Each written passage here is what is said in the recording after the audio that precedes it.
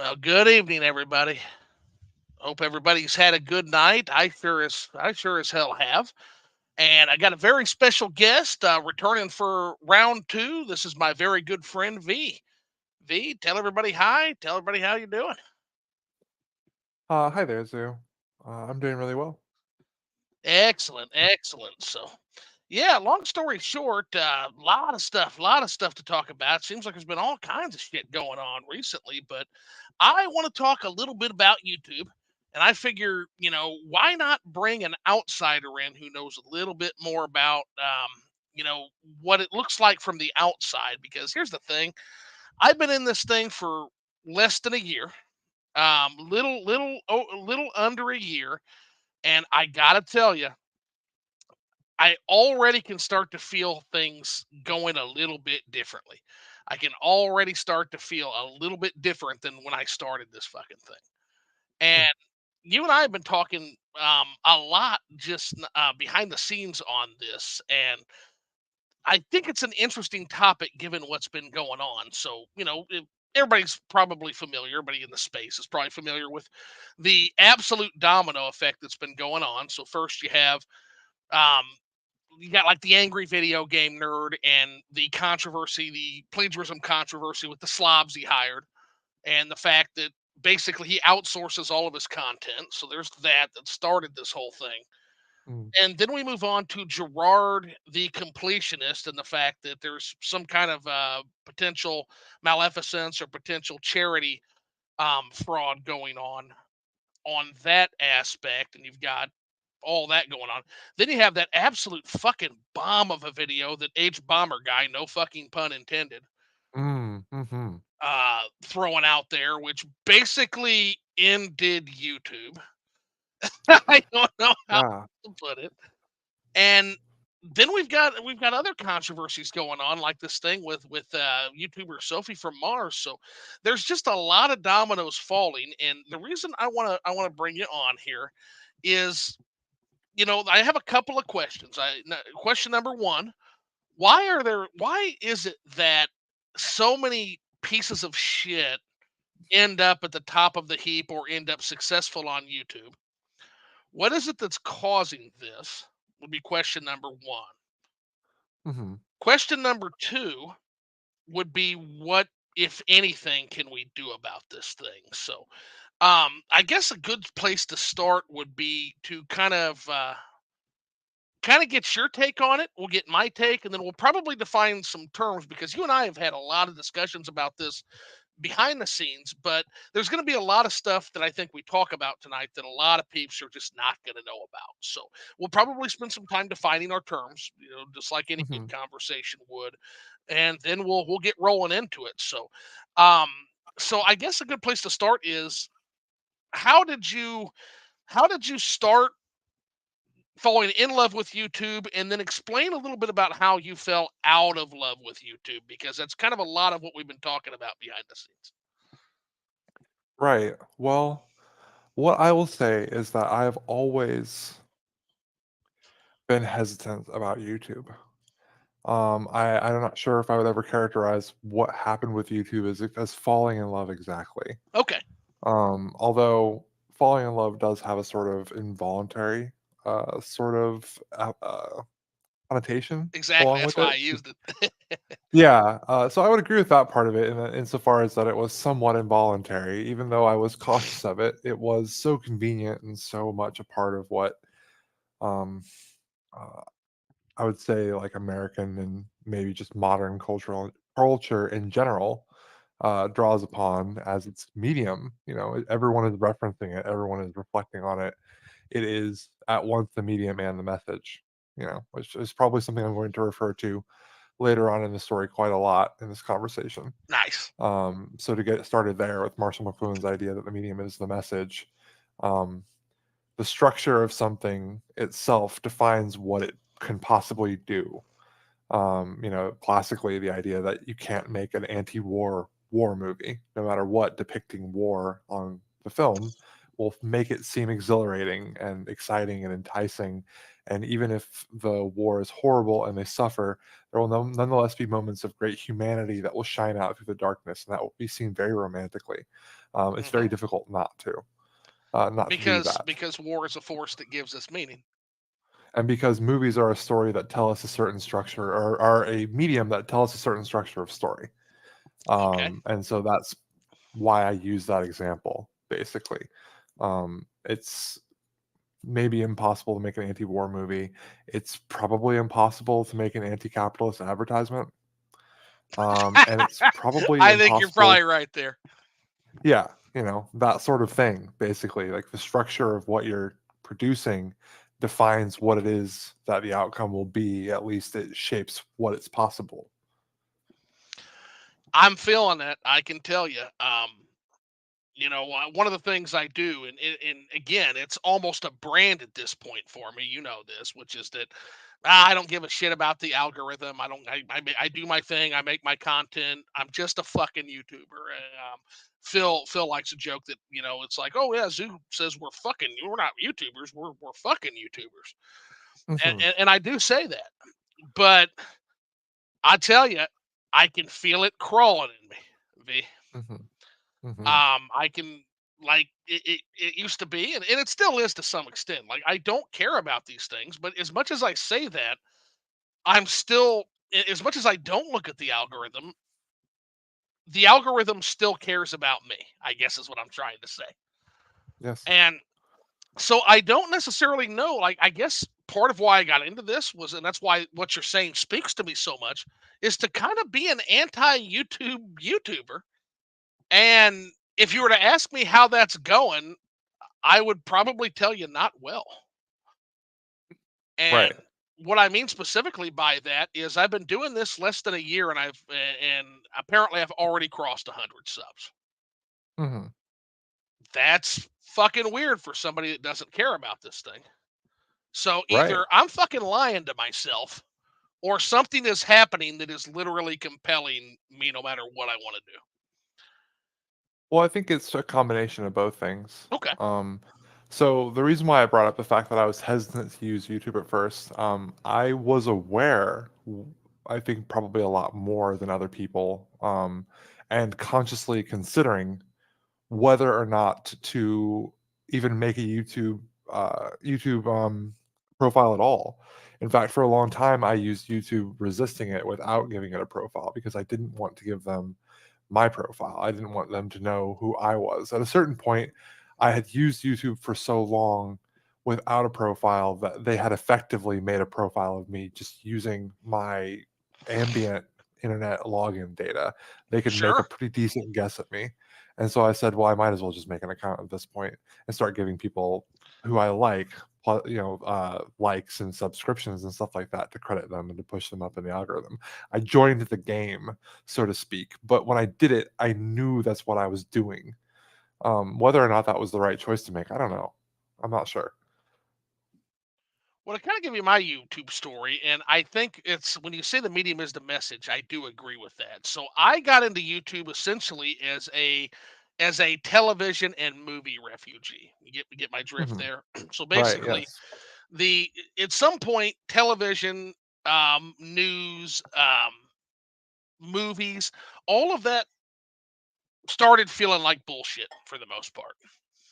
Right. And so then all of a sudden there was this thing called YouTube. This is long before Google now. And this is the kind of YouTube I actually fell in love with. This is the old, this is like the dawn of YouTube shit. Like where Hmm. nobody had a fucking editor. Nobody knew what the fuck that editing even was. You just threw yourself on YouTube and spouted your opinions or spouted about the things you cared about or shared your interests and hobbies, and that was the hobby, and it seemed raw, and it seemed authentic, and it seemed fucking real, Hmm. and so that's where I originally came into YouTube at. And of course I probably fell in with a lot of the creators a lot of people did at the dawn of YouTube, things like Nostalgia Critic, things like Angry Video Game Nerd, um the Titans, and of course figures that now we have a lot of tea spilt on. It just so happens to be that this is constantly happening. Hmm. And so I guess what I'm getting at is, while I miss that old YouTube is gone and it's been repurposed into something that honestly I no longer recognize. And I think a lot of it has to do with its algorithm. I see it. I see it with friends who are content creators. I see it with people I don't even know. There was a modern MVG gamer who is he's contemporaries with OJ. He's on the Spawncast with OJ. He typed out a pretty funny post on Twitter. And let me actually get this pulled up because I think it's exactly what we're talking about here. And basically, what MVG said is it's a post and it shows somebody clacking away like rapidly on two keyboards. And it says YouTubers editing last minute videos this week before CPM goes down the toilet. Now, normal people are like, what the fuck is CPM? And even I'm like, what the fuck is CPM? I don't know what that is. But apparently, that is a specific metric in that algorithm that is really high in December before basically plunging down the shitter in early January. And that And would be what it's probably has to do with ad revenue, right? Because it's Christmas um, time, and let this me. is when people are spending the most money, and so there's probably a lot more advertisers who are pressuring to spend more and more money on ads during this period. And in January, I mean, all of a sudden, spending drops off. Everybody spent all their money. Absolutely. So that's probably what it is. That's what I would suspect. So I mean, I guess I have to look it up because I don't know what the fuck it is. So it says, I what is mean, CPM? at base, all of the money that is made by these YouTubers off of YouTube giving them money, like, for ad revenue that's where it comes from. It comes from advertisements. It comes from people Oh, paying for sure. advertisements, And, and and they will you're and charge you're more right, for by the way. advertisements around Christmas. Yeah, of course. It CPM only cost, makes sense. yeah, CPM cost per 1,000 impressions is a vital metric that determines how much advertisers pay to reach Yep, viewers through your videos. It's yep. commonly used across paid media platforms to describe the advertising expenditure per 1,000 individuals reached by the end. By Eh, maximizing your YouTube CPM, you increase your earnings and demonstrate the value of your content. well, I also wanna point out that, like, people basically everyone is of the opinion that advertisement doesn't work on me. They're wrong. Yeah, they're full of shit. Look at how much money is being made, not even, like, think about that, right? People who are making that money are the corporations who are spending the money on the advertisements, right? They're calculating their costs, knowing they will make more money by doing this, right? So first off, Absolutely. they're making money, right? First off, they're making money. That's important to remember. They're making the Or most they money would of or they everyone, wouldn't right? be or they wouldn't be doing it. Then YouTube is making money. YouTube is making money as a middleman, right, Mhm. in between. But here's the thing, there's another middleman, and it's a marketing firm. Marketing firms are paid by corporations to produce advertisements, right? And Uh-huh. actors are paid by those marketing firms to do those things, right? All that stuff for the ads themselves, right? The content of the advertisements. Then the YouTubers themselves are paid. So all of those people are paid out of the money fountain that comes from the increased revenue that advertisements create. And supposedly they're not effective. Yeah, and It's nonsense. that's absolute nonsense and horseshit. 100% it's horseshit. So first and They foremost, work. oh yeah, they work on an absolute basic cognitive level. So the six forces that absolutely control your life, whether you know it or not, it's reciprocity, consistency, social proof, scarcity, authority, and likability. Advertisements, good advertisements are firing on at least three, sometimes four, sometimes all six of those babies. Yeah. They know exactly how to get to people. You're a fool if you think that those advertisements are not reaching you. They're reaching you on such a subliminal fucking level that we literally have shrunk our attention spans. There's studies about this. V. We've We're in an literally arms our race. We yes, our are. our Yeah. attention spans have shrunk to that of a goldfish as a defensive measure against the bombardment of advertisements against our psyche. Mhm. Our time is being wasted aggressively all day long. by people who want to sell us things, who want to take the last bits of what we have. Yeah, I'm kind of reminded of that statement by Guy Debord. I quote it on this show often, but it's such a good quote. And he said that we will replace living with owning, and we will replace owning with the appearance of owning. Yeah, it's hysterical. They're all like, "Oh, in communist or in the communist future or in like, the globalist future, you'll own nothing and you'll love it." And it's like, dude, they're doing it like right now and it's the capitalists doing it. Like Yeah, you're gonna it's get your already digital here. copy of your game. Yeah, you're gonna get your box, and in the box, there's a little code, and you go online, you download it, and you hope their servers are up. And that's the thing. Like, I try to explain this to folks. Like, power doesn't have a left or right bias. It doesn't. No, it does what it Um, wants. yeah, it does what it wants, and it's going to act through whoever is there. It's gonna if it's on the left, if it's on the right. It's why these terms, honest to God, these terms are meaningless anymore. Well, like to define terms a little bit, this is a slight history lesson, I suppose, for people, but Hmm. left and right comes from the French Revolution, and it comes from where like the position difference was whether you were pro monarchy or against the monarchy, and it was the Hmm. deliberations about what to do with the government. And the people who were pro monarchists were on the right, and the people who were against the monarchy and pro Uh, republic were on the left. And the fact that we've allowed our politics to be defined by decisions that were made by a bunch of white, like imperialist, noble, far above bourgeoisie in many cases, literally noble blood men making decisions about everyone else 200 years ago.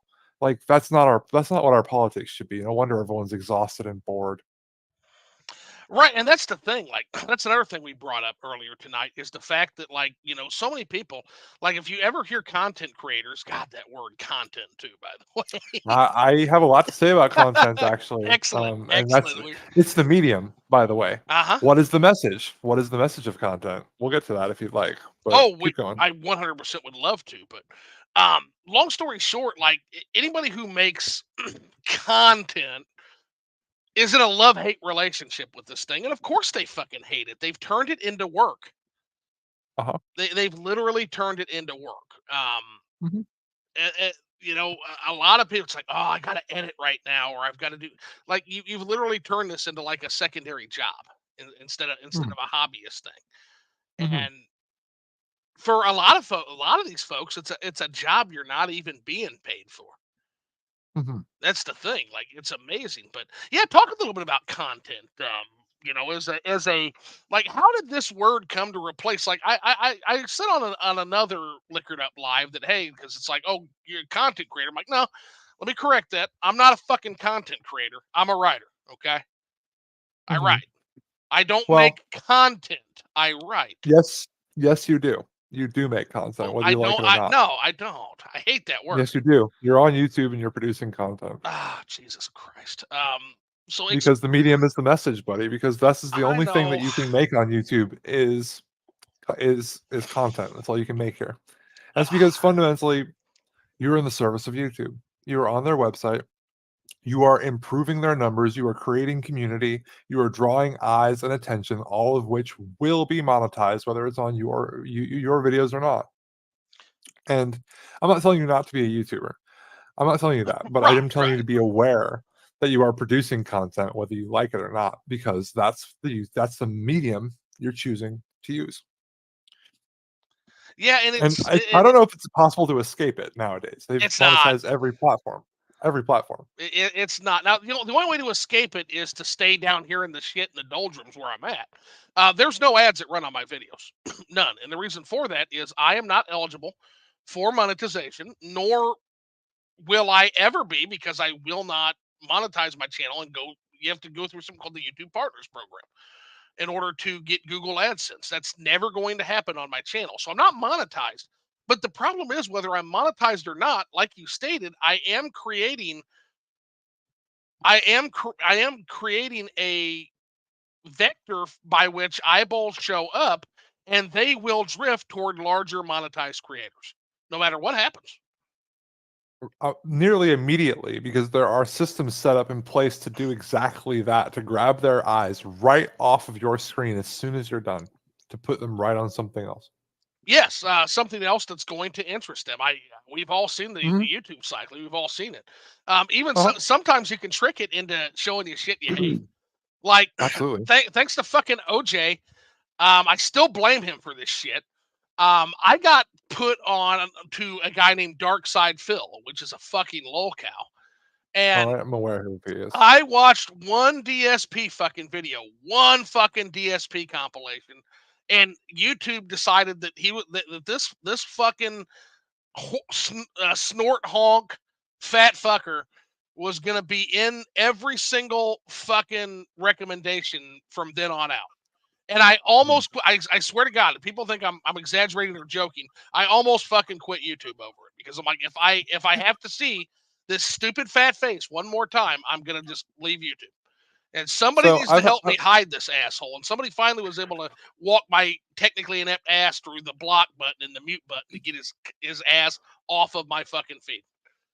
I've had that issue a number of times with YouTubers who I've broken with politically, Yeah, or who have done something unforgivable, sure. which I think is what we're here to talk about to some degree, Yes, actually. yes. And yeah, it can be quite difficult to get a prolific YouTuber or content producer's face out of your face, It's when you very don't want to see it there anymore. It's very frustrating. I've had that issue. yeah. Anybody specific? A couple of people I would say who are particularly noxious and difficult to get rid of.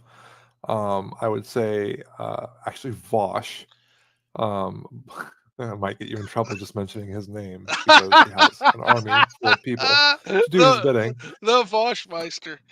But Oh, that yeah, guy. no, he has so many like sub channels and things like that that after I stopped watching him years ago, by the way, years ago, right? Not too long after he started. Right. Um, then yeah, actually, the election of Biden was a little before that. Even I would say like a year or so before then. But he was quite difficult to get rid of just because of all the Sure. sub producers and all the side channels and the nonsense. And the fact that he appears on so many other YouTubers' channels and things like that. And it's just like, okay, I guess I'm done with all of you guys because I'm not. Can't see Nope. this guy. Mm-mm. Right. Okay. And the same is true with Bo the Fifth Column, but I think I had a little more of a personal attachment to Bo, and the betrayal I is much more serious because it is real. It is a real thing that he did. Yeah, I took Bo was interesting. That genuinely interesting person. Not to Um say that things that Vosh did were not real, but there's a scale to what yeah. Justin King did. Yes. You want to talk about somebody who came across as authentic in a platform full of fake fucking people? It was Bo. He was telling me exactly this is the problem with YouTube, right? Eventually, YouTube Yes. brought me to Yes. this, and he was telling me the story I wanted to hear. He was the story I wanted to hear. He looked just like the people who were kind to me when I was young, Hmm. and he spoke the truth that they acted like they meant back then, but they never meant it. And he said it, and I was so ready to drink that up. And of course, he was lying. Of course, he was. Well, and then we find out about the people smuggling. Then we find out about the being a bodyguard for Reagan, Yeah, sexual potentially. slavery and protecting one of the worst human beings on the Like, planet with your body. yeah, at that point, it becomes like, okay, so you are literally, this is just a story, huh? And again, I I have no qualms with storytelling, but when the storytelling is in the exact opposite of the thing you actually are, it comes across as fake, and now I gotta cast you out. I gotta Not just cast you that, out. but like, what is the fakeness in service to? Especially when immediately begins to start defending, Yeah, genocide Joe's behavior. I don't even want to go look and see what he's talking about. I haven't looked at him in years, and same. I am Yeah, I don't. sure he has found a million ways to equivocate and to justify Biden's behavior in Palestine and his inaction. I'm sure all of that is acceptable.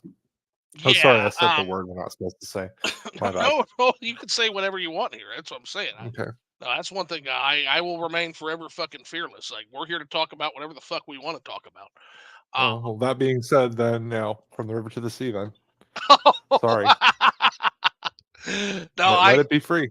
nope, I get it absolutely.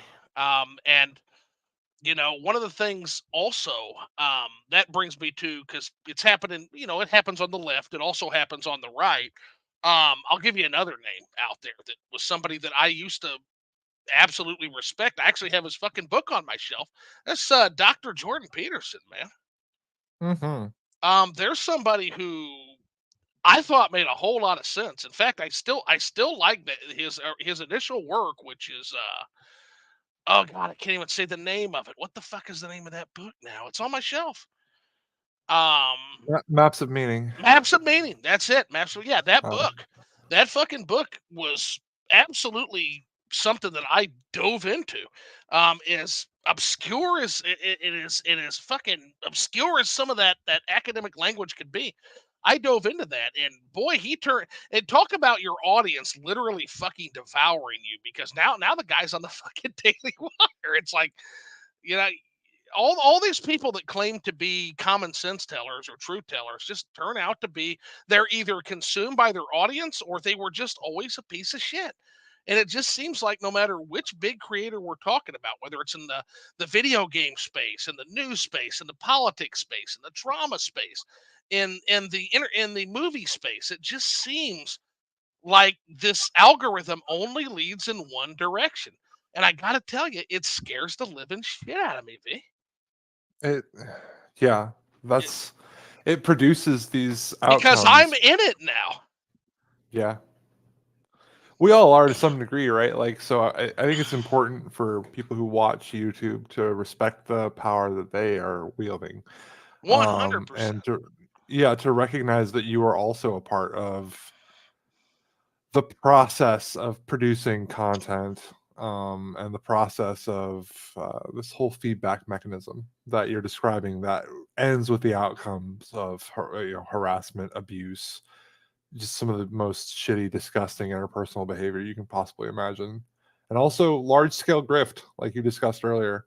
Although I think that is quite overblown, as we've discussed before. Yeah, well, yeah. Tell everybody about your first, like when we first started talking about the Gerard the Completionist thing. Do you remember what you told me? Do you remember how much money it was? Yeah, $600,000.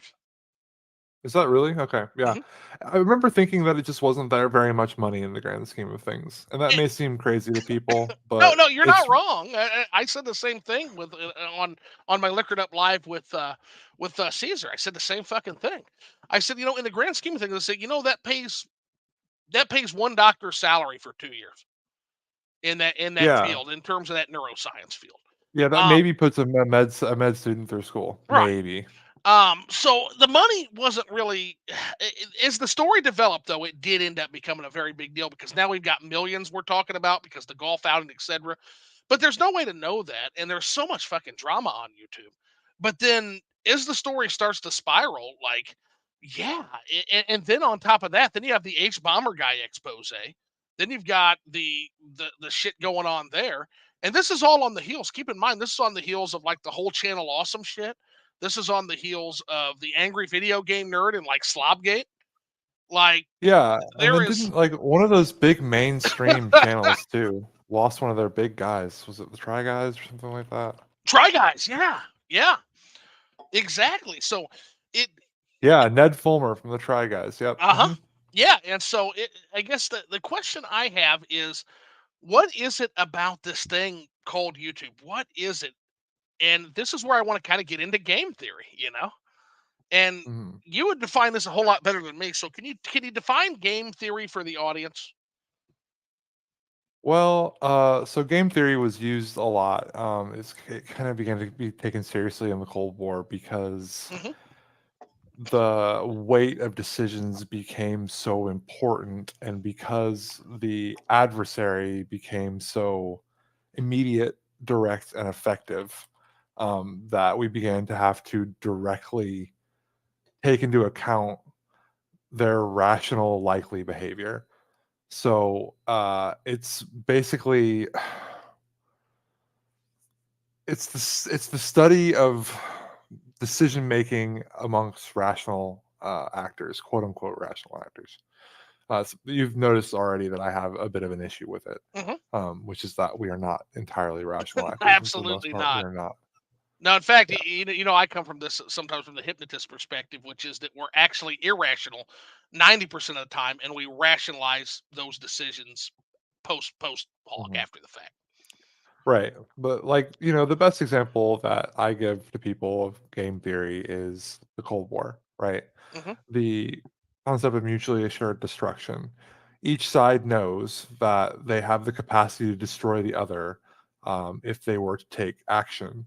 And so they can make the assessment pretty decently that the other side won't take action until they do, because it's not in their interest to do so from a game theory perspective. Um, this is something that has wide ranging influences across many different aspects of human life because in hierarchical systems, which much of our society is governed by, you can boil down many of the social interactions into a series of protracted win loss scenarios. Right. Total, zero sum game win loss ratios. And what you'll have in circumstances like that then is that the people who climb to the top are the people who are the best at arranging a victory in a zero sum circumstance, Correct. regardless of what that costs or what So it is to do so. so that's what I mean by Um, games theory in YouTube is that you have certain what I like to call algorithm goblins, right? That mhm, they can play the CPM game, they can play the views per minute game, they can play the thumbnail game. And basically by winning and being good at all of these little micro games throughout, they can essentially make it to where their videos are going to be seen by fucking everybody. So yeah, that's kind of what happens, right? And right. so I call these kind of folks that are good at this like algorithm goblins. It can be like a DSP or what's some other fuckers in the space that I see all the time is like what's the pie faced idiot guy? What's the quartering? Mhm, Or like Rich from Review Tech is kind of one of those goblins. But basically those right. algorithm goblins, beat 'em ups, Wood from beat 'em ups is always in there. Um, it's just like they're constantly there, and like part of it is kudos. It's like they play that game well, but the other part of that is that yeah, they play that game really, really well, and that's why they're always in everybody's face necessarily. And some of the Yeah, they've content's good, some of it's not, but mhm. it just seems strange to me that the algorithm rewards certain set of behaviors. In this case, just being really, really good at keeping your video at a certain minutes, keep making having you make a dumb face on your thumbnail. There's all this different Uh-huh. stuff that you have to do in order to process a video. And that's what I mean by like you make this into work, because if you're having to do all of that, you have to take like literally you basically become a machine making that content instead of making the shit you actually want to make. So that's what I basically am saying about content. Like Right, that's the medium. The medium, the message within the medium is the advertisement actually. Your work is not actually very relevant right. to YouTube or the algorithm at all. They don't care what you make at all. What they care about is what it does. And the message delivered are the advertisements to them. And so the fact that they have a formula of what works the best, based on limbic hijacks, by the way, putting a face on the front, especially an expressive face on the front of a video, is a really great way to get human attention because more than anything, humans are attuned to detecting faces.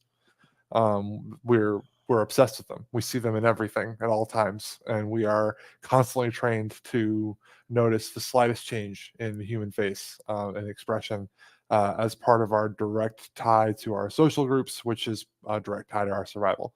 So they are creating, and they've admitted this themselves. They don't let their kids use these things. YouTube people don't let their kids watch YouTube. They don't. No shit. These tech people do not let their children use Really? these tech devices. Oh no, that's not even controversial. Oh, absolutely. No, No, they're all I'm just on. Yeah, I'm gonna have to check that out. I'm not doubting you. Trust me, I'm Mhm, I'm not mhm. doubting you. But I would love to read more about that. So you're telling No, me th that they the fucking it people who are the architects of this shit don't even have their kids on this shit? Is that what you're telling me? yeah, they control whether their kids use it or not because God they damn. recognize what they've created. They recognize what they've created, which is a device that's to contain Oh God. that's why the videos are all the same because it doesn't matter what you produce. What matters is what it delivers, which is the advertisements, right? And so there's a game theory maximalized way to produce that outcome, and they will whittle down whatever you make to get to that. And that's because that's what you're making. Whether you know it or not, everything you're producing that isn't that is just fluff from the algorithm standpoint. It doesn't matter to them in the least. Yeah, and that kind of explains that game theory explains the winners and the losers in this whole thing. Like it does. Well, It, yeah, and it it also they're going to take, they're going to take ruthless action. They're going to, for instance, a lot of people will dunk on smaller channels to get themselves pumped up, or uh, they will pursue larger channels who are in the throes of some sort of crisis or some sort of scandal in search of oh clout, God, and we're that seeing that is right now. it's all encouraged, it's all reinforced, and all that. And here's the thing: while that's being Uh, reinforced for the producers, it's all being also being reinforced on the viewers. yeah, I'll tell you, it's really fucking ghoulish. So back to the completionist thing. So you have what Gerard did, being a piece of shit, basically, and yeah, it Uh-huh. sucks. But it just seems to me to be really ghoulish. It's why I haven't done it. And there's people I know that are making Gerard videos. Not a lot of them, but there's YouTubers I actually respect that do make the occasional Gerard content. There's also there's this one guy. I think his name's JT Smash. They literally had to mute him because literally this guy literally makes like 3 or 4 fucking completionist videos a day now, and it just and his channel has gone from like 500 to like 20,000 over this fucking controversy. I'm not kidding. Yeah. Oh yeah. And so it's like, yeah, if you want to do that, I haven't made one. This is like, for what it's worth, this is my completionist discussion, and I'm not Gotcha. so interested in the completionist is the larger conversation that can be had around the completionist and these other fallen YouTubers, basically, and Well, what like we can my learn from it, and what we can hopefully avoid in the future, and how we can maybe change this if it's even possible. so my question about the completionist thing before, when it was like $600,000, right, Right. was sure. Let's say he misappropriated $600,000 or Hmm. whatever. Even though it's not missing, it's like there, right, or whatever. Yeah, That was and the and, idea. and, I and, for, forgot. and full update to the story, he did donate the money. Okay, okay. Wow, even more of a nothing burger than I expected. But Sort of. the So point there's more to it now, but yeah. okay, well, regardless, it Right. certainly isn't worth all the hubbub, and the hubbub is my point here, actually. The conversation that's produced and the channels and the careers that it's Right. made. Remember, remember, the advertisements money that is made by the YouTubers is only a fraction of the money that was made by the entire scheme. Mhm. Remember, the person who paid for the advertisements makes money. People who made the advertisements makes money. The actors paid to produce the advertisements makes money. YouTube makes money. Then the YouTuber makes money. Okay, there's a Yes. ton of people making money off of that.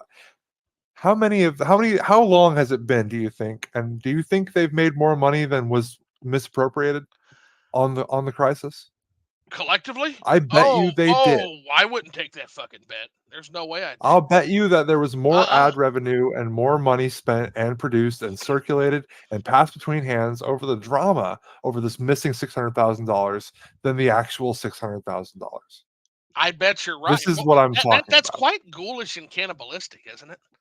This is the problem, And by basically, the way, is that that's like why I didn't participate in it. Like on Twitter, I made my opinions, but in terms of my video content, it's like, no, I'm not tainting my fucking shit with that fucking circus. I'm not a drama channel. I don't want to taint it with this. And there's some folks that told me it's like, well, you should make at least one Gerard video with your thoughts because you do have some interesting thoughts on it. It's like, no, I mean, this will be the Gerard video, and it's not even really a Gerard video. It's a YouTube we have a problem video. Let's kind of get Right. into let's deep dive into this. And I like that we're doing exactly what you're doing right there. When you talk about, yeah, like, okay, so $600,000 was stolen, maybe upwards of a million now with the golf outing and all the other shit. Not stolen. Let me recant that because I don't want him to get his angry eyes and threaten lawsuits. Was not put in the right place, and he did end up donating that. But at the end of the day, how much more money has been made on the drama bill? Like, again, this JT Smash channel, just by itself, has just skyrocketed in channels again to the point Right. where I literally had to mute it. And Yeah. keep in mind that also, and it's worth noting that the completionist channel has not really suffered that much in terms of its actual channel metrics. If you go to Mm. Social Blade, um, he's down like 40,000 subscribers over the last month. That's it. This is a What's million his what's one his base subscriber base? 1.5 million. He's down He's 40,000. down 40,000 subs. Oh, That's it. poor him. So that's nothing. That's nothing. And so I think you're right to an extent that all of this has done. Like, it's not to take anything away from the reporting that Muda and Carl Jobs did because it was some damn fine investigative journalism. It was, Hmm. but the only thing that has served to happen in terms that I've seen of actual justice is the money did get donated. So the money that was sitting in the account got donated, and also the fact that he's lost a few thousand subs, but that's nothing compared to the gigantic content mill that has popped up around this issue. Not only here, but on Twitter, Yeah, where I have been vocal about it and I have participated in it on Twitter. Um, but on YouTube, it is practically a mini industry right now. absolutely. Very grisly. Like I haven't thought of it that way, but that is very grisly. Like when you talk about a fucking guy like this that literally fails to donate charity money, and he loses what 40,000 subs. How many subs has Jim Stephanie Sterling lost since coming out as non-binary? Can you remind me? Oh, it's I mean over 200,000, Over right? Like 200,000 something like that. I subscribers. don't know, but it's a lot. It's a lot. And keep in mind that's not a scandal. That's not misappropriating charity money. That's not lying to your viewers and saying the money's going somewhere when it's not going somewhere and making up benefactors that you're not giving the money to at that time. It's nothing like that. It's just, oh, by the way, here I'm going to come out as non-binary and I'm going to make that a part of my videos. And 200,000 subscribers fucking gone. Now, And granted, it's still dropping. some of that is the fact that I've heard that he lost about 50. So Keith SLG says, I've heard that he lost about 50% of his Patreon subscribers. Okay, well, thanks, Keith. If that's true, then They that they use is they them pronouns. well, this is back to Gerard because yeah, Gerard. Oh, Gerard. Yeah, this Okay, is I see. Gerard we're talking about here. So sorry, I Gotcha. should have made that clear. But if that's true, then that's a consequence. Okay, I, that's a real consequence. Yeah, Now good. I know he also lost. I know they pulled him off of the fucking Sea of Stars. They pulled his fucking cameo on that shit too. Mhm. So that's happening. But yeah, Keithius, welcome in. I just wanted to let everybody know. So this is the Gerard combo, but this is also not the Gerard combo because what we're doing is we're springboarding off of Gerard's problems to discuss the larger problems that I see with YouTube and to kind of try to get into the bones of what's happening here. The other thing I think we've got to discuss is just the power dynamics. Like once again, with everything, there are some power dynamics at play here. And Right. any thoughts on that? Yeah, I mean, there's already like it's like already in vogue and sort of like we're almost like post ironic of the conversation on parasocial relationships. But that is a very serious force that is playing into an already toxic possibility And celebrity has always been an issue, and parasocial relationships have always been an issue. It's the typical stalker stalking the celebrity sort of perspective, obsessed with someone you've never met. Fucking perfect blue shit. Yeah. Yeah, it's just exactly. It's very Satoshi Kon, but we've reached a level that's just so far beyond that where it has to be considered its own force. This parasociality that's possible with these people who have, as streamers, they have streamed their lives. They have become a product themselves. They have cannibalized their own time from their life so drastically into the camera, and so completely surrendered their agency over to their advertisers and to their audiences, that they you could really say that you do know them because you've seen so much of them, and they may have parts of themselves that they hide. um, I know Ariana Grande, for instance, has naturally curly hair, but she never shows that naturally curly hair in public. Why? That's for her, because it's for her. It's a reminder of who she is. It's a Oh reminder that shit, the that's deep person as that she fuck. rep it's a reminder that the person that she is, and that she's presenting with the straight hair in person on camera, is not who she is. It's a persona that she's putting forward. And I don't think these YouTubers have anything like that. I think if they do, they're lying to themselves to the degree to which they have that defense for their ego, basically. And so, if you as an audience member have been a part of a force that has completely changed a YouTuber's life, turned them into a completely different person than when they began, you could say that your parasociality has gone beyond parasociality. You have had a direct effect on that person's life, and you know so much about them that you could argue that you know them. And that can create extremely toxic situations, especially when you have a person who has wealth, fame, influence, and money, and a lot of young people following them. It amplifies the existing celebrity problem into a much greater intertwined issue. Well, Because at this point, the audience member who reaches out or is reached out to by the YouTuber really believes in that personal relationship. They really believe like it exists. 100%. And keep in mind, like we're now in an era where, like, I think people talk about the death of the celebrity, right? I think Mhm. that's grossly exaggerated. I don't think the celebrity has died. I think the concept of celebrity has changed. In terms of, like, yeah, there's going to be a few mega celebrity always, because there's going to be those people that just command that attention. But in general, we have now gone to an age where we are all kind of mini celebrities in our own right, right? Mhm. Right. Like, not that anybody knows who the fuck I am. Like, I'm a drunk ghost who plays Switch games, right? Right. But if I look at my metrics here, because I don't look at these too often, so let me just take a quick peek here. I got 229 followers on Twitter.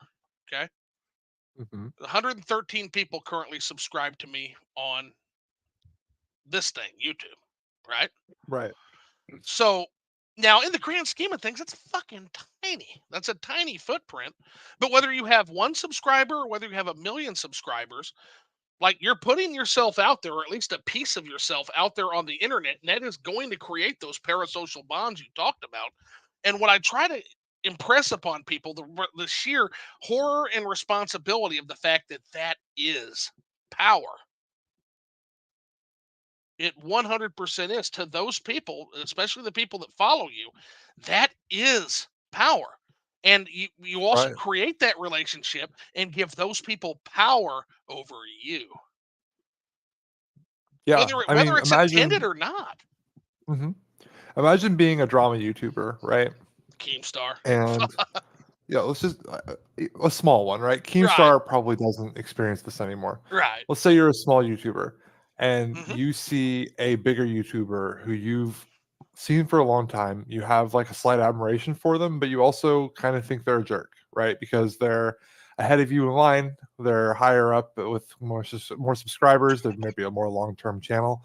Maybe you kind of have some opinions that they're kind of a jerk about some things or something. Right. And then the drama drops, right? The sweet, delicious drama from their life drops. From they've done something that's Uh like huh. some transgression.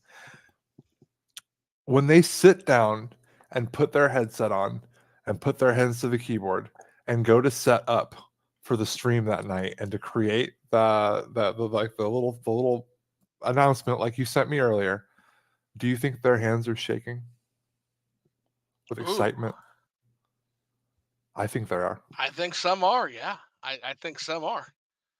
Mhm, Like it's pretty like I'll be honest, like mine don't really like it's pretty clinical. I mean, you literally sat and listened to me as I walked through. It's pretty fucking surgical and clinical for me.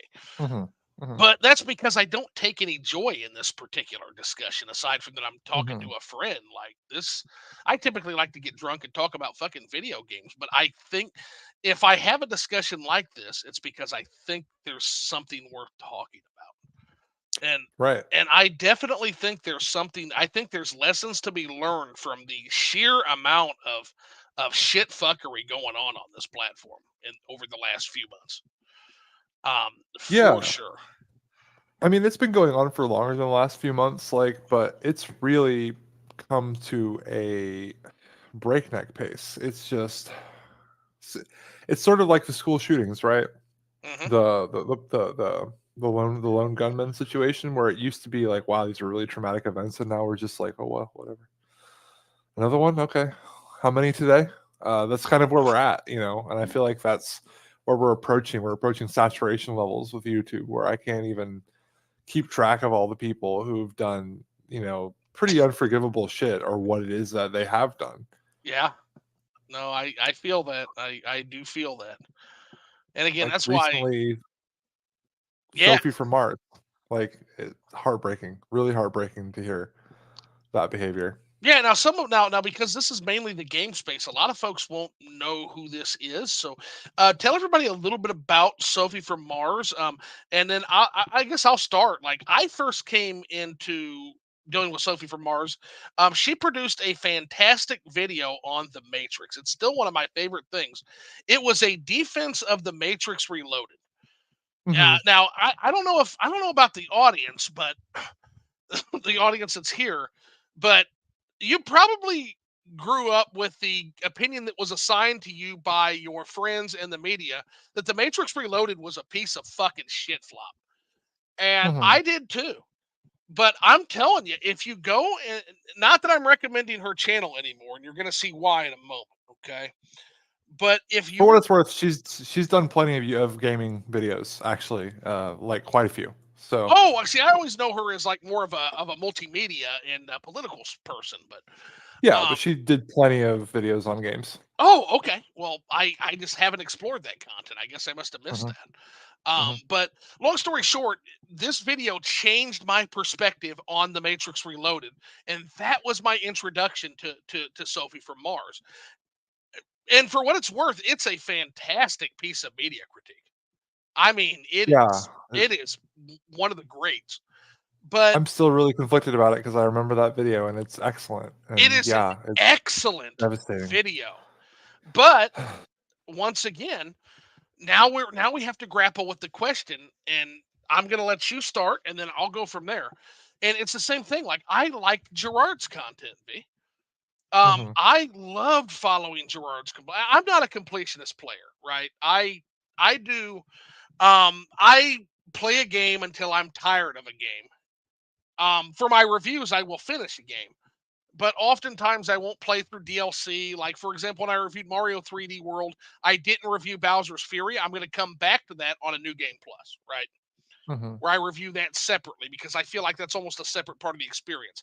I reviewed House of Right. Fata Morgana, but I didn't review all of the dozens of side stories because I think those tell a very different story than what Fata Morgana's power of the bonds and the chains of obligation and heinous acts.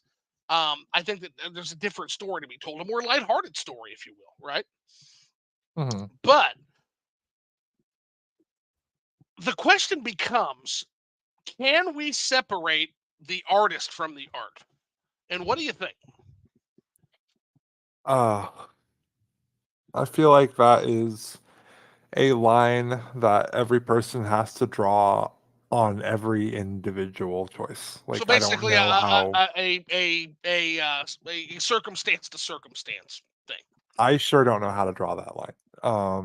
I really don't, because it's clear that there is a place where you draw it, right? Sure, But always. who knows where it is? Like, for instance, like we learned quite a lot about medical science from Nazi experiments on victims of the Holocaust. Oh, that's Um, a rough we example, but true. still use that knowledge today. We still use it. Well, in that Um, case, like literally, in order to save lives, we don't have a choice except to that's my separate point. the. My point is, I I'm won't using even that as call the that art because extreme. it's so grisly, but to separate the discovery from who discovered it. Yeah, the creation from the creator, so to speak. Good way to put it. Um, I think that I draw that line because it's clear that at some point we draw the line, right? No Oh matter yeah, how horrible the person is, we draw the line and say we have to use it. So yeah, what I feel like it's very individual, because there's also situations like this where it's like, oh, this is a video about a movie that like I could very easily just throw aside and it's not a big deal, you know. right. But do I want to? Are the crimes, worth that or not? Um, And the crimes the in this circumstance, at least from what we understand, are bad. emotional abuse and also uh, putting cigarettes out on people, and probably some other nasty things along that line, I would Yeah, just imagine. hideous actions to do to any other person.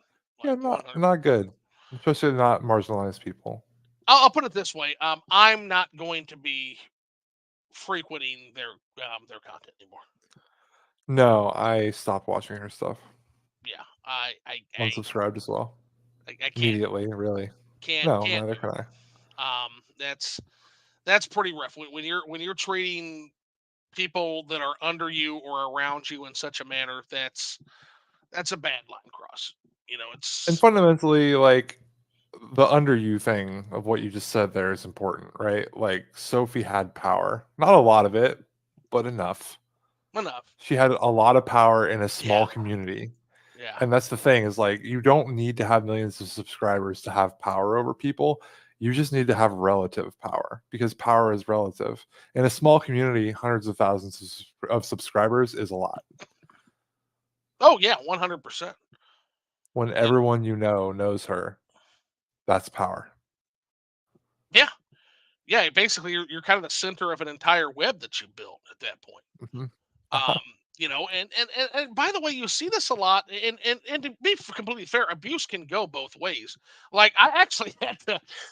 This is kind of tangentially related, but not directly related. I actually had to defend somebody. You're gonna laugh your ass off. You're gonna laugh so Okay. hard.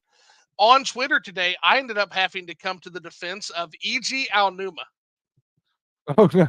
Yes, had to do it. So here's why I had to come to Anuma's defense. So anybody who knows me and knows about me and the Legend of Zelda knows that I fucking had a beef with this guy for years, man. This is the guy that to me ruined the Legend of Zelda, right? Mhm. For a long time. Like him Yeah. taking it in the direction of like the more linear puzzle, doing chores for NPCs. Everybody fucking knows how I feel about these games. Everybody knows how I feel about this direction. Well, Iji Anuma gave an interview recently where he said that he was asked about, going back to a quote unquote traditional Zelda experience. I hate that, by the way. Let me just Mhm. talk about how much I fucking hate the description of Zelda, Chore Time Zelda as traditional Zelda. It's not, but that's besides the point.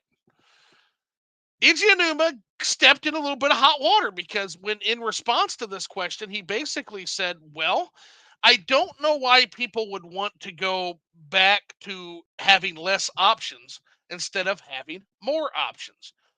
And I sure wish that you guys had bought those games because it would make that direction more viable should we choose to go that route, basically.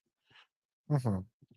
So everybody's favorite wrong, like terminally wrong blue puppet made a video and started trending where he basically in a thumbnail. Now the content of the video wasn't bad. It's just Arlo basically saying, "Hey, I'm I wish we could go back and to a more traditional like puzzle room focused Zelda dungeons." That's basically what he said. But in the thumbnail, like he really demonizes E.G. Aonuma. Like he puts him with like devil horns and like fucking evil eyebrows and shit. Like it's comical.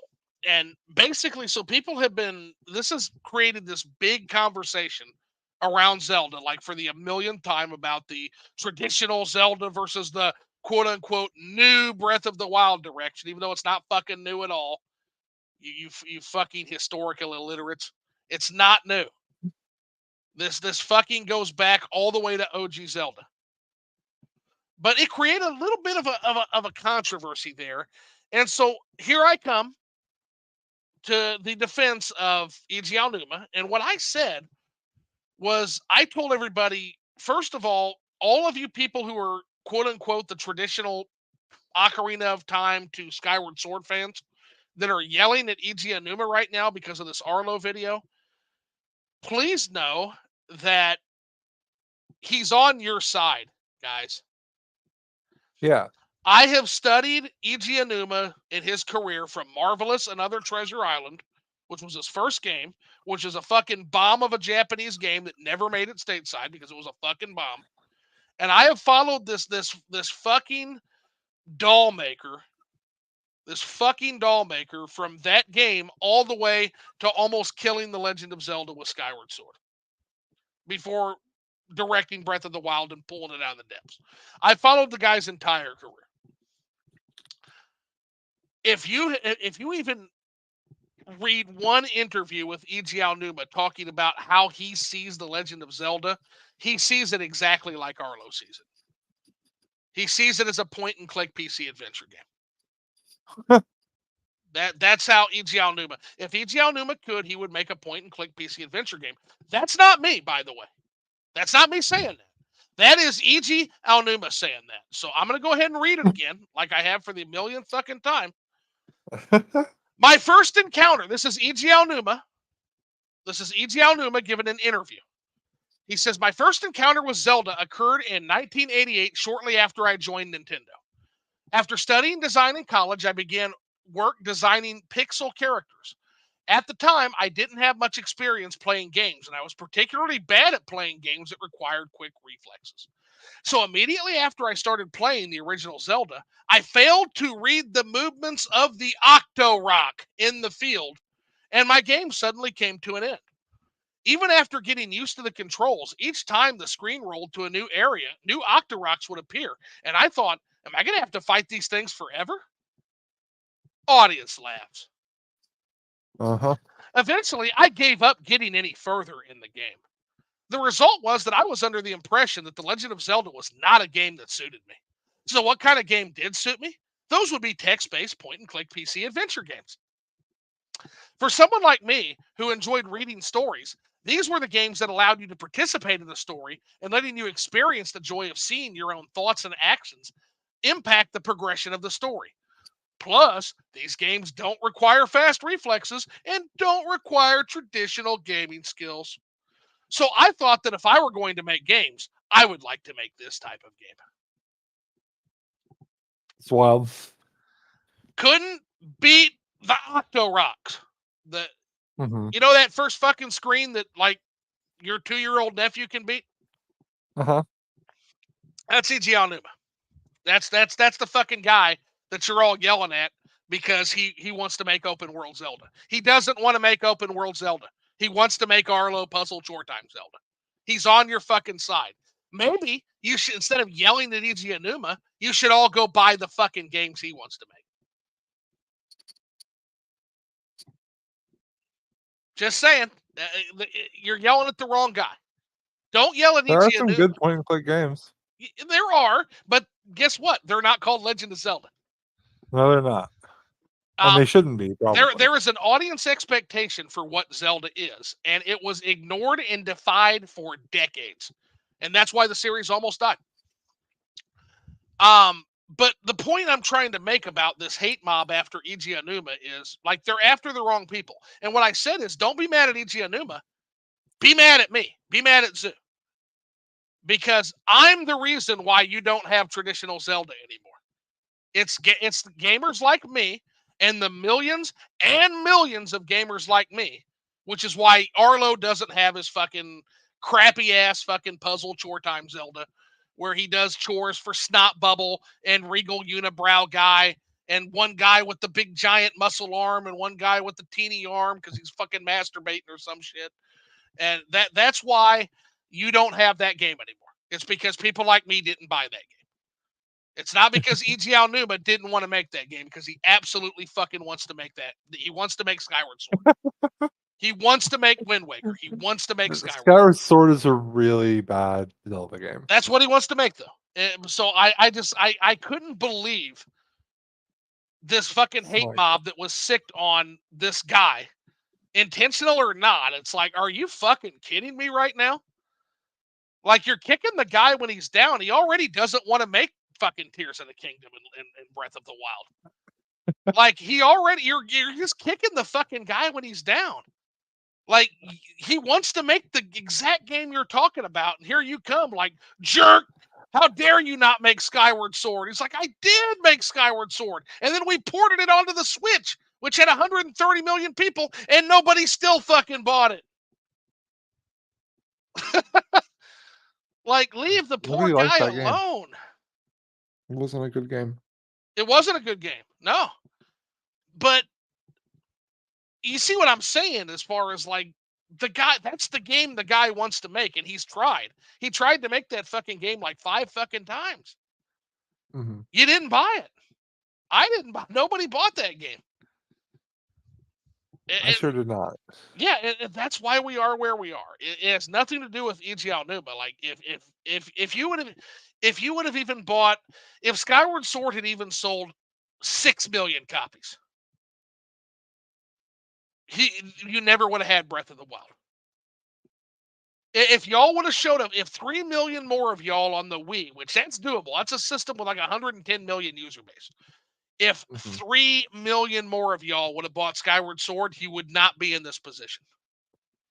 I hate it for you. I hate it for you guys. I had to go over 20 years without my Legend of Zelda of choice. 20 years. I don't wish that on Arlo. I don't wish any Zelda fan 20 years without the game that they love. I hate that for them. I don't think, because Anuma is on their side and because that's the game he wants to make, I actually believe that they're going to get a Zelda game. I think it'll just be a smaller budget Zelda game. And I think the big budget will be swallowed by the open world Zelda. I think that's going to happen. But I hope he makes it, because I don't want to see people have to go through what I went through. Legend of Zelda was one of my favorite games of all time. I loved Legend of Zelda. I loved Adventure of Link. I adored A Link to the Past. I don't want to, for people that loved Wind Waker and Twilight Princess and even Skyward Sword, I would hate for you guys to have to go 20 years without seeing a similar game. So just know that I'm also on your side. I would like to see some Zelda made, but it needs to be kept within the scope of the budget it can justify, right? So, in the aftermath of the release of Baldur's Gate 3, do you Oh, think do you think it's really feasible for them to make another game like Tears of the Kingdom and Breath of the Wild? I think it's going to have to change. Um, Yep. I think it's going to have to change. Like, there's a story of like the Miyazaki, the Dark Souls guy, Yep. being like, "Yeah, we're scrapping what we have because after Baldur's Gate 3, it's not up to par." No, it's Like, not good enough. um, Baldur's Gate 3 was a hydrogen bomb on the gaming landscape. Mhm. Um, I call it the return of Ultima 7, and I call it that with great trepidation, because I don't know if the games industry understands how much things have changed after Baldur's Gate 3, Right. but I agree. they better get on pace really fucking fast. Yeah. I have hundreds of hours in the game, and it can still give such an abundant amount more that I can't really fathom it. There is so much. It is so rich. What's so interesting about your comparison to Tears of the Kingdom, and keep in mind, these are two of the most popular games of last year, right? And I find it fascinating that both games were chasing the ultimate trajectory in their own way, right? Mhm. So Sven Vink is not shy about, he won't shut the fuck up about Ultima. He's like me. Um, like, people always ask, like, why won't this guy shut the fuck up about this crusty ass game from 1992? And my response is always to just inevitably say, well, why don't you go play Ultima 7? You can find out. Because the thing I always like to tell people is you have a single house, right? So there's a house in Ultima 7. Mhm. It's locked. How Mhm. do you get in the house? So you could knock on the door, and if the NPC likes you enough, he might let you in, right? Uh-huh. If you have a high enough strength, you can bust the door down. If you have lock picking skills, you can pick the lock. If you have a caustic liquid, you can melt the lock. Mhm. You can bust a window. It's noisy though. You can jimmy a window open if you have some thief skills. You can utilize a mouse familiar if you're a wizard and have the mouse squeeze through a crack in the house's foundation and let you in from the other side. You can go up to the chimney. Is the chimney big enough to fit? If so, you can go down. Oh, it's not big enough to fit? Well, can you shrink or can you change into a smaller animal? Okay, then you can go down. Is there a fire lit in the house? Uh-oh. If so, you might need some water in order to put the fire out. And then you can Mhm. go down. You could just burn the fucking house down if you have the spell to do it. Yeah, who needs to walk through the door? That's one house. That's one house in one city in Ultima. In 1992, V. Mm. Now, that's what I mean by the ultimate trajectory. The ultimate trajectory is giving an open world, but also giving you so much fucking density in the player's actions and ability that it creates an emergent gameplay narrative that you cannot get anywhere else. Right. Now, both games chase the ultimate trajectory in their own way. Breath of the Wild did it with things like the weather system and cooking and the wind system and the weather systems and all of that. Whereas Baldur's Gate 3 did it through the storytelling and the dialogue and the narrative, Mhm. and also through I the mean, combat potential. yeah, the items and the combat and, like, the way you can interact with the environment. Yes. You can do similar things to like buildings and doors in Baldur's Gate 3. Like, Not I not I to that I extent, but yeah, like, I discovered something recently on a playthrough where I was playing a Dark Urge character. okay. Um, the goblin camp in the beginning. One of the ways you can deal with the goblin camp, all the goblins outside of the fortress who are out having a big party, there is a vat of liquor that they're all drinking out of. Okay. You can put wyvern poison in it, and it will kill all of them. Oh yeah. There are solutions and there are things that you can do throughout that game. Like, it's just so many things that you can do, so many options, like you said, to deal with these situations. It's unbelievable. My favorite. I'm playing as a my main character's playing as a lightning mage. Mhm, And one of my favorite things to do is to huck fucking bottles of water. Like, what the fuck are you gonna do with a bottle of water? Oh, all kinds of things in Baldur's Gate 3. mhm. So I'll huck the water. By the way, you can huck the water, then freeze the water. By the way, you can do that too, Yes. Mhm. which is just incredible. But what I like to do is I like to huck water and then throw lightning at them, and it is devastating critical damage. Like, it's a fantastic thing. But somehow, like, Sven Vink was able, and Larian Studios was able to somehow squeeze the entire, damn near the entire Dungeons and Dragons version 5 rule set into a fucking computer game. And on top It's of doing that, also present emergent dialogue heavy story that is literally unprecedented. yeah, like, just one or the other would have been amazing, right? But did Just both, and this just being added the able yeah, yeah, but did both. yeah, it actually did both, and it did extra things too. There's a lot of one of the things that it feels like a video game from 15 years ago, It in that it does. feels complete. It feels done. It has extras. It has, like, the Dark Urge playthrough. It's a whole other playthrough that's Mhm. just there. You can just do what you want with it, It's a and not new only game that plus.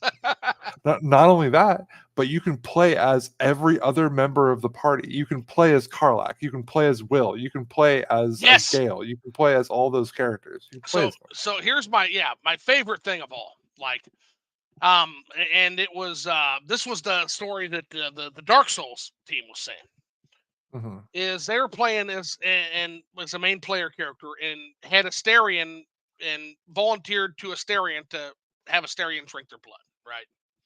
For those in the Uh-huh. chat that don't know, minor spoilers, Asterian's a vampire. If you don't fucking know that, you don't care about Baldur's Gate 3 anyway. So Asterion drinks blood, kills the player character. Fucking kills the player character. They then go on a quest because like he's not okay with this. So he's like, I have to get a resurrection scroll. And he does. And then he revives the player character because otherwise he has to, like, his party it allowed this decision. It switched his main character to another main character. In this case, it switched it to I can never remember her name. It's something fancy.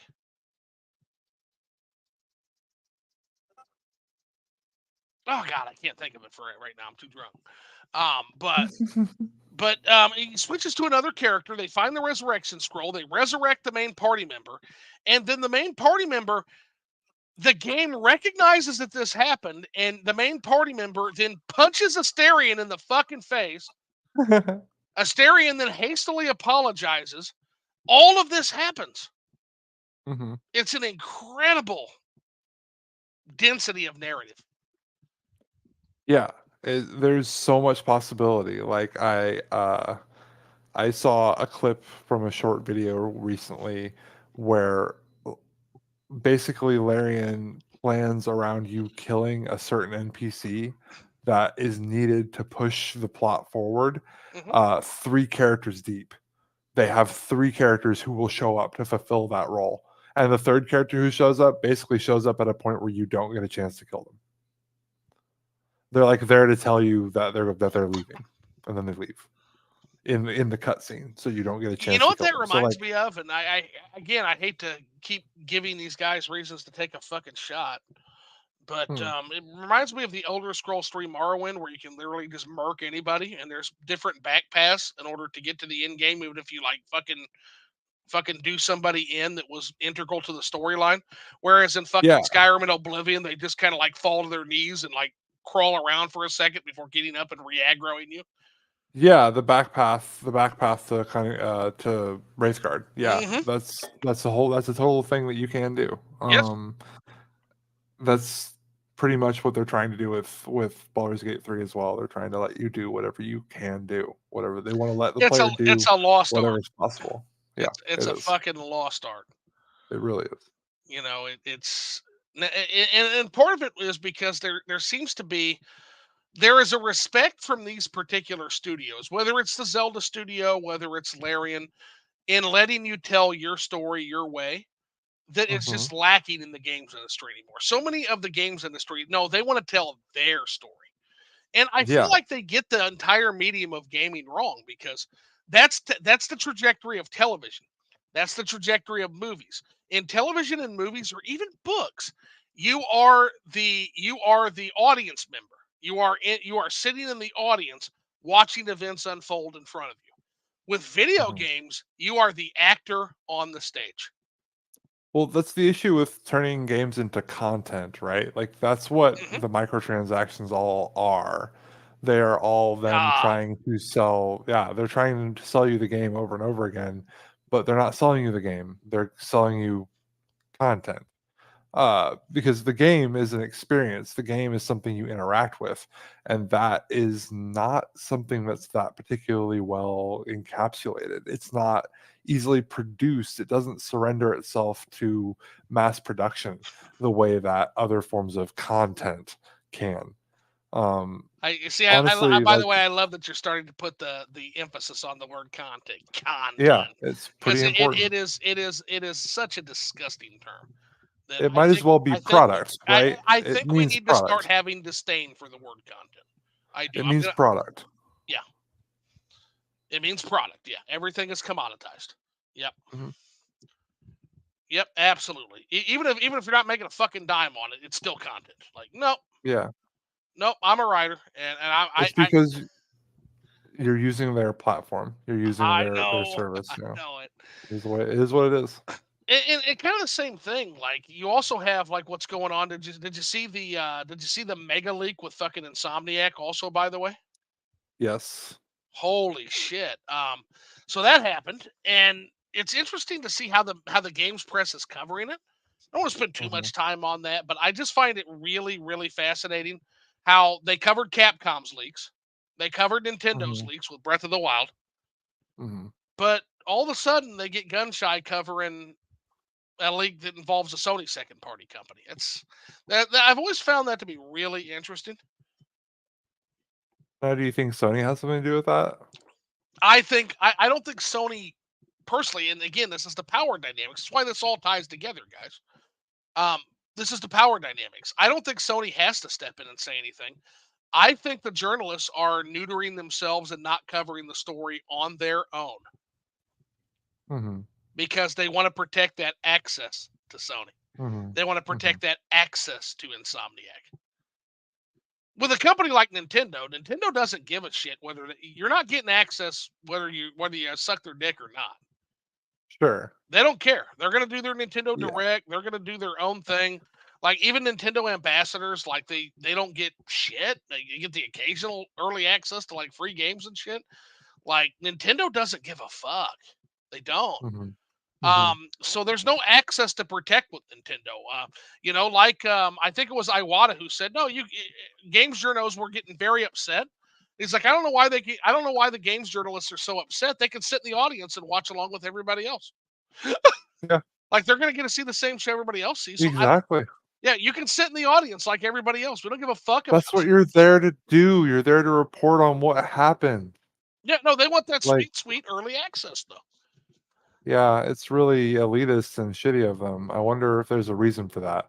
I wonder if putting people in positions of journalistic power and which demand integrity and that sort of thing, only if they've gone to elite schools, is a good idea at all. I Oh, wonder. that's true. Yeah, keep in mind you're not a journalist unless you graduated from the right schools and you have the journalism degree. Yeah, Whereas where I fucking come from, journalism is sticking your head out the window and telling your neighbor what's happening. that's right. That's fucking journalism. Hmm. Journalism is going somewhere and telling people what's happening wherever you go. Yep. That's journalism.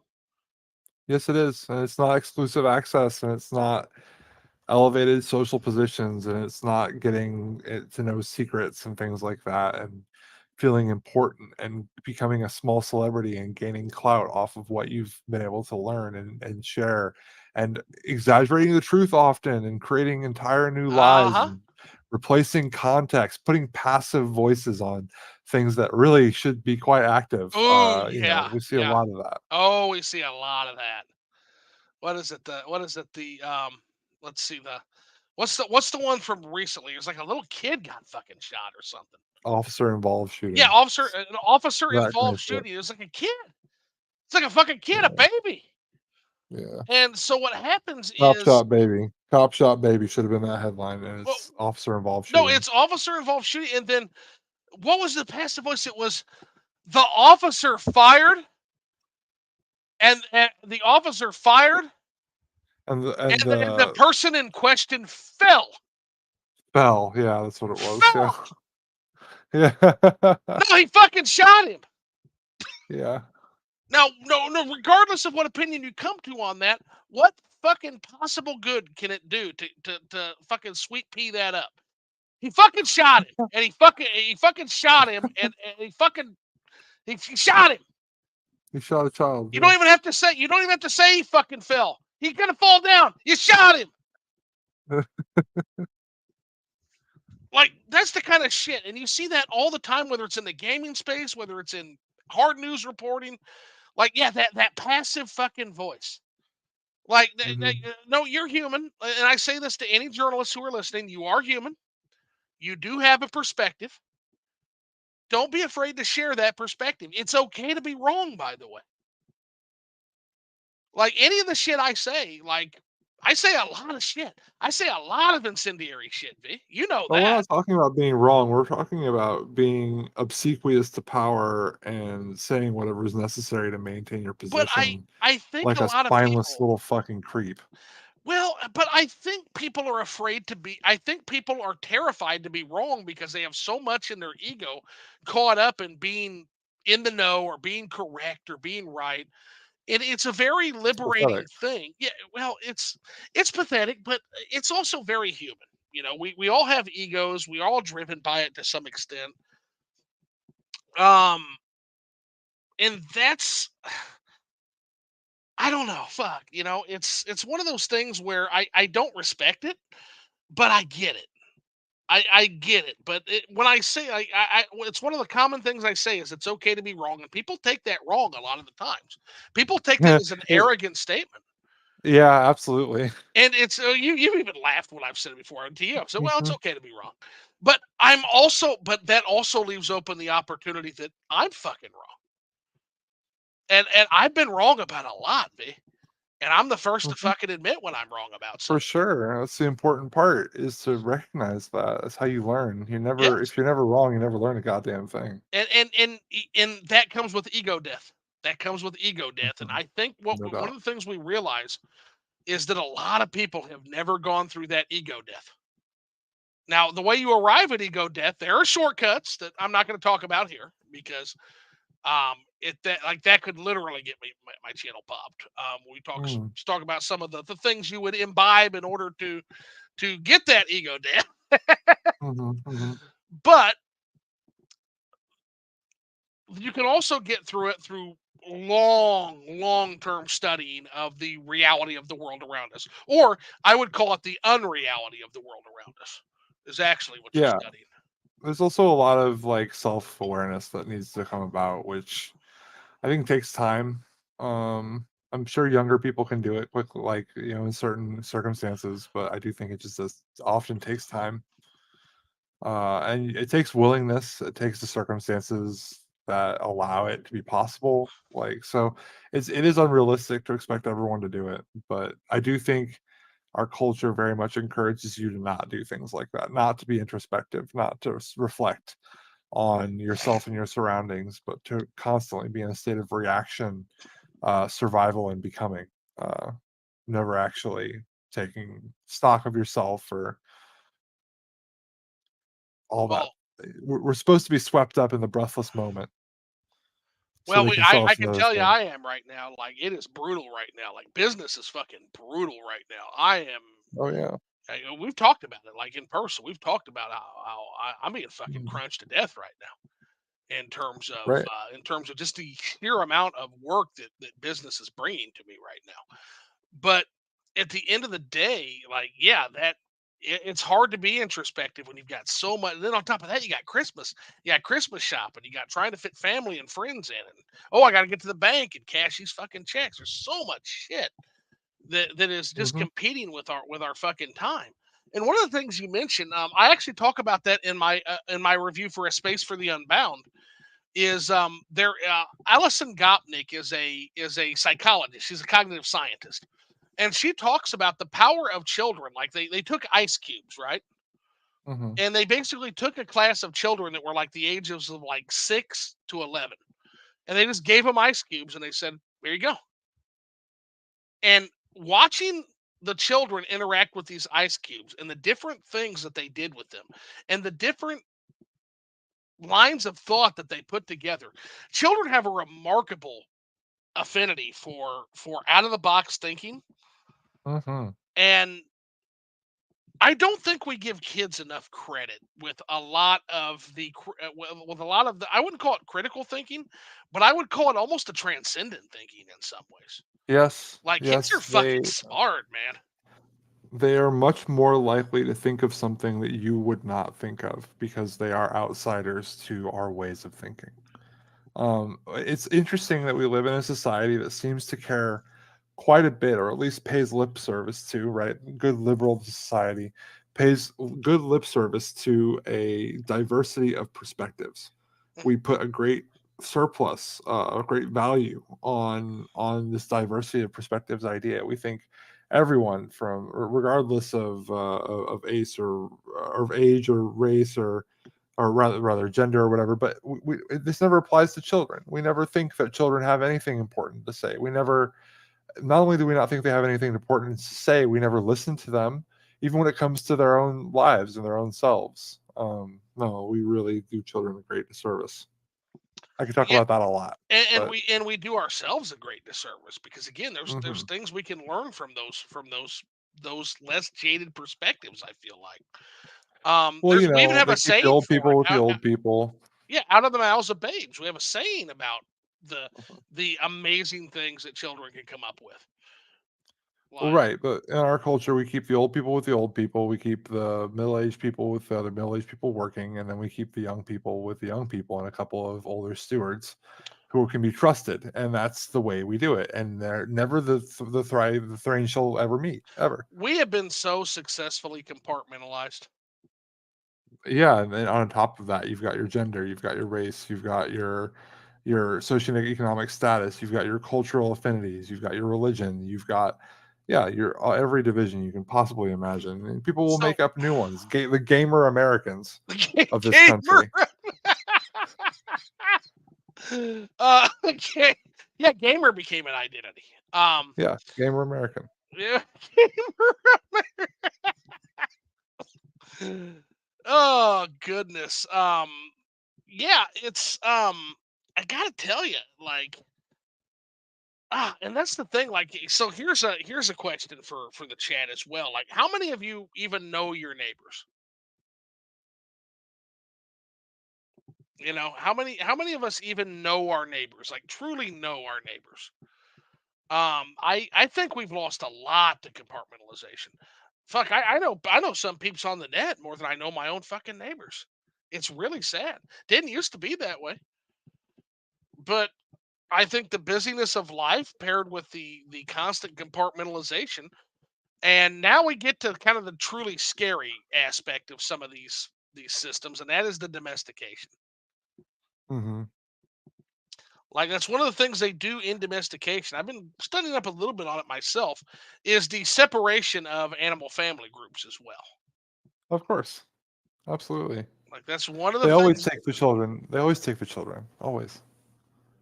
Yeah, like for example with cattle, like the the Yeah. the the calves or veal as they come to be known are always kept separate from like the mother, and then yeah, you have the bulls and you have the cows all separated, all Hmm. having different roles, etc. Yeah. Yes. Um, Placed in their roles. Yes. yes, and it In also in positions of production. It's the management of production. well Production yeah, of cattle. and it also serves to keep the bulls a little bit calmer. It Yes. it, it serves it serves that separation serves to produce more milk in terms of the It's cows. it's worth noting that in the original book, Starship Troopers, that was the social structure. The men were kept separate from the women, and they were allowed to meet very occasionally under direct control. Yeah, they kind of changed that shit in the movies. They did. Like But everybody's to all be honest with showering you, together and shit. yeah, but to be honest with you, that scene is quite alienating as well.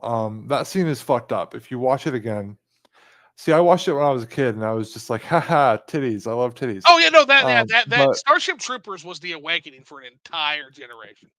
if you watch it again, watch it as an adult. Watch it as an adult, and you'll realize that it's a very strange situation because what you have are a bunch of young, attractive people who are all together naked in a room, and there is absolutely no sexual tension at all. Um, Keithius LG says, I live in an apartment. I know most of the neighbors I live around. Cherish that. Cherish that, Keithius. That's a real sense of community. And I tell you what, I think it's easier to do in an apartment in a city than it is in like suburbia or in if you have a house on the hills. Yeah, Like the let's suburbs are alienation machines. That's what they're for. suburbs are absolutely alienation machines because we put up the fences, and then you get to some of the rich dummies living on the hill where they might have 5 acres between them and a neighbor, not Mhm, and a gate. Like and yeah, that's complete alienation. Like so, I think an apartment does have the advantage of you kind of have to learn to live with the people around you. And mhm. and in doing so, you gain an affinity for one another, and you'll be there for one another if shit hits the fan. I mean, there's always that one asshole that's down 2 doors down that you fucking can't stand, but you still know Mhm. more about him than there's a reason you fucking hate him is because you know about that guy. So yeah, that's good. Like I mean, I'm sure neighbors can be annoying at times, but Keith, yes, that's a good thing. That's a good thing. I wish I knew my neighbors. I know a little bit about one neighbor. I know next to nothing about the other neighbor, and I wish I knew them more. It's a Mhm. regret I have. It's not too late, but again, I'll always find that if I'm being honest with myself, we always find a fucking excuse not to. You know, we're always too busy, or we're always too rushed or harried, or we've always got something we've got to do right now that, and the neighbors can wait, and then you never get to it. Yep. Seems like to me. I mean, so Until you have to when you're stuck together in some kind of situation. yeah, yeah, no, that and and those situations can pop up when you least expect it. So that's why it's always Mhm, good to know the people around you, like the community around you, and again, that's what we're good at. Like that's we're good at building communities. We are so mhm. good at that, and building communities outside of any existing structures. So, um, by the way, have you finished This Changes Everything yet? D. I have not. Okay. the, there's some pretty positive notes that book ends on in terms of the potential for seasonal civilization that I won't spoil. But I'll tell you that book really gives you hope for what we are capable of. Oh, the dawn of everything, is that what you mean? Oh, the dawn of everything. Yeah, what did I say? Oh, okay. You said This Changes Everything, which is a documentary by That's a fucking Naomi it's Klein Naomi Klein, yeah. I was like, bullshit. "Nah, I haven't read that." No, don't Um, and don't no, don't read that. it's fine. But yeah, no, I haven't finished it. I lent it to my girlfriend, but I'll be getting it back shortly. So, Coolness. Okay. Yeah. It's got some really good stuff, and so basically, at the end of the day, what I want to why I always like to kind of wrap up with Graeber because Graeber presents so much hope. mhm. So by the way, there's David Graeber mentioned. There's another bingo. Take a shot, I guess. Yeah, But yeah. um, it just the guy just ends on such a measure of hope. Anytime you talk to him, like the bully's pulpit is another thing that it's an article I recently shared um, on social media and got a pretty decent response to that. And so much of that, the power dynamics it's wrapped up in, and the fact that keep in mind it's not. And one of the points he makes is there's no harm in fleeing from an abusive situation, such as Mhm. many of these things we find ourselves entangled in. Like Well, he also demonstrates in the Boys Pulpit that a good way to stop bullying is to be a member of the audience who doesn't stand for it, correct, yeah, the and to audience. speak out loudly about it. Yeah, Yeah, the audience is very important to what the bully does. very important, The audience is very important. So don't be the passive audience. Be integral. the one that stands up. By the way, oftentimes one person standing up and voicing some kind of displeasure will be enough to stop the bully because bullies are cowards at their hearts. Like they tend to be cowardly, and that's true whether it's on social media, whether it's in gaming circles, or whether it's in real life. And there's a lot worse bullies out there, far worse than what you find in gaming. So it's always a good lesson to know that hey, And most people, again, the problem with the passive audience is there's a lot of social proof at play, because what you're going to see is you're going to see a majority of people not doing anything, and that's going to make you not want. It's going to be a very compelling. That's going to be social compulsion to join in with that social proof and not do anything yourself. Mhm. So that being said, I like to always kind of give my guest the opportunity to ask me any questions, because I'm gonna kind of have to wrap up here because it is a work night and I got to wake up bright and early because we are just buried. But did you have any questions for me?